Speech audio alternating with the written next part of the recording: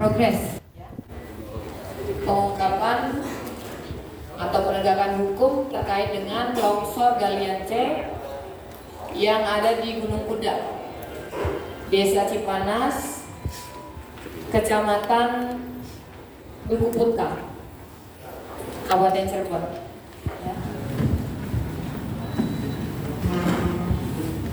Adapun sama-sama kita ketahui bahwa pada hari Jumat tanggal 30 Mei 2025 sekira pukul 10.00 WIB di proyek Galian C atau proyek pertambangan Koperasi Al Jariah, termasuk tadi saya sampaikan Desa Cipanas, Kecamatan Duku Puntang, terjadi aktivitas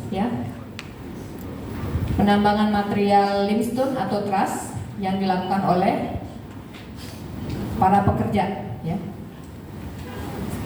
yang kemudian terjadi longsor sehingga menimbulkan adanya korban jiwa dan kerugian material berupa alat berat dan truk. Dari hasil penyidikan, serangkaian proses penyelidikan dan penyidikan serta gelar perkara yang kami lakukan, kami sudah melakukan pemeriksaan terhadap 8 orang saksi. Kemudian dari serangkaian penyidikan itu kami menetapkan 2 orang tersangka.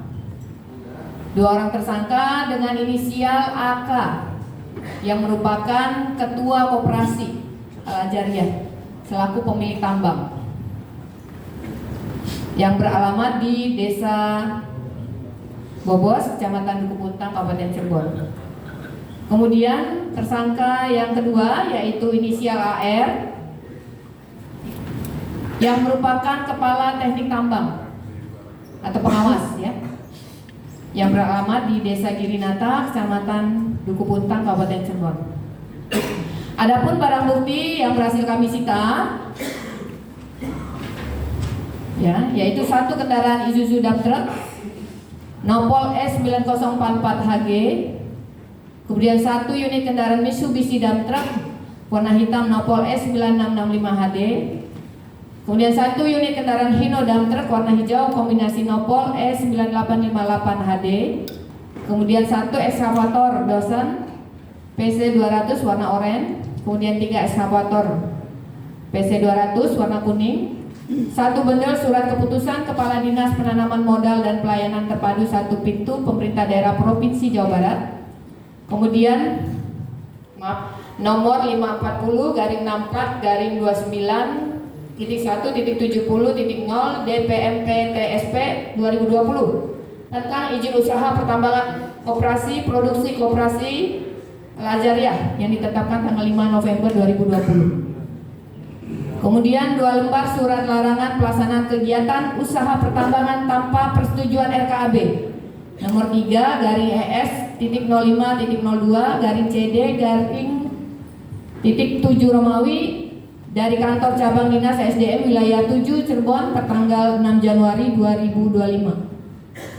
Kemudian 2 lembar surat peringatan dari kantor cabang Dinas SDM 7 Cirebon nomor 228/S.02/CD.7 Romawi tanggal 19 Maret 2025. Kemudian 1 lembar surat persetujuan penjabat sementara Kepala Teknik Tambang dari Direktorat Jenderal Mineral dan Batu Bara tertanggal 20 November 2021. Kemudian 1 lembar surat hasil uji kompetensi pengawas operasional pertambangan mineral dan batu bara tertanggal 21 Oktober 2021.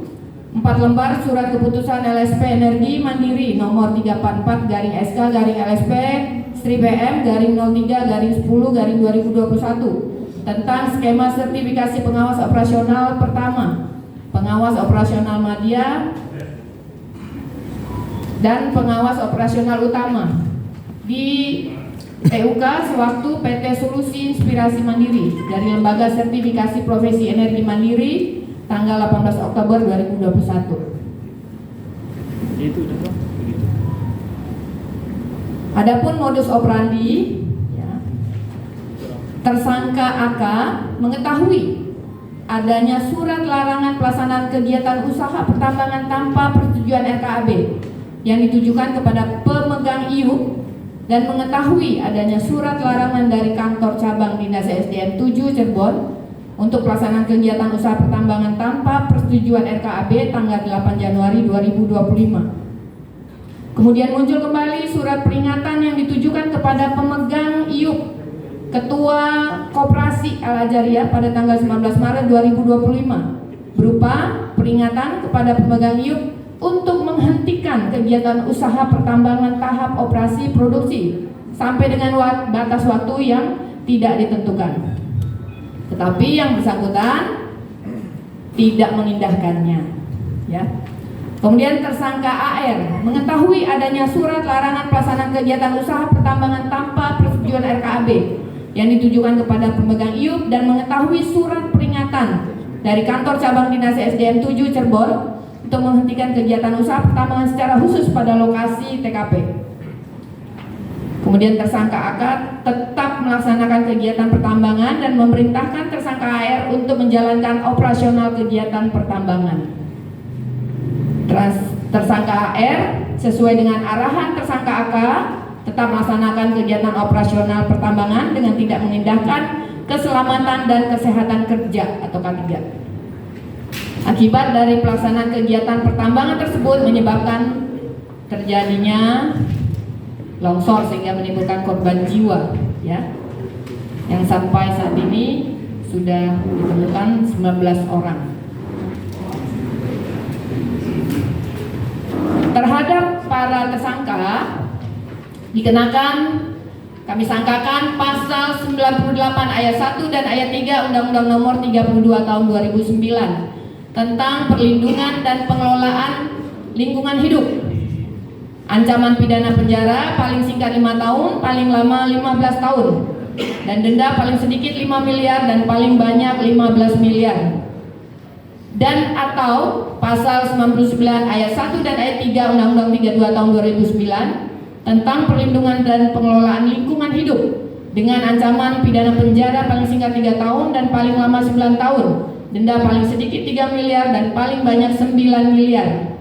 Dan atau pasal 35 ayat 3 junto pasal 186 Undang-Undang Nomor 13 Tahun 2003 tentang ketenaga kerjaan sebagaimana yang telah diubah dalam Undang-Undang Nomor 6 Tahun 2023 tentang penetapan peraturan pemerintah pengganti Undang-Undang Nomor 2 Tahun 2022 tentang Cipta Kerja menjadi undang-undang dengan ancaman pidana paling singkat 1 bulan dan paling lama 4 tahun. Pengurus dan atau pengusaha yang tidak menyediakan atau memberikan alat pelindung diri diwajibkan kepada tenaga kerjanya dan atau pemberi kerja yang tidak memberikan perlindungan keselamatan kepada tenaga kerjanya, ya, kita sangkakan pasal 3 junto pasal 14, pasal 15 Undang-Undang Nomor 1 Tahun 70 tentang keselamatan kerja dengan kurungan selama-lamanya 3 bulan dan denda setinggi-tingginya Rp100.000. Kemudian dan atau diterapkan juga dalam kasus ini yaitu pasal 359 KUHP junto pasal 55 dan 56, ya, barang siapa karena kesalahannya atau kealpannya menyebabkan orang lain mati sebagaimana tadi yang saya sebutkan. Mungkin itu yang bisa kami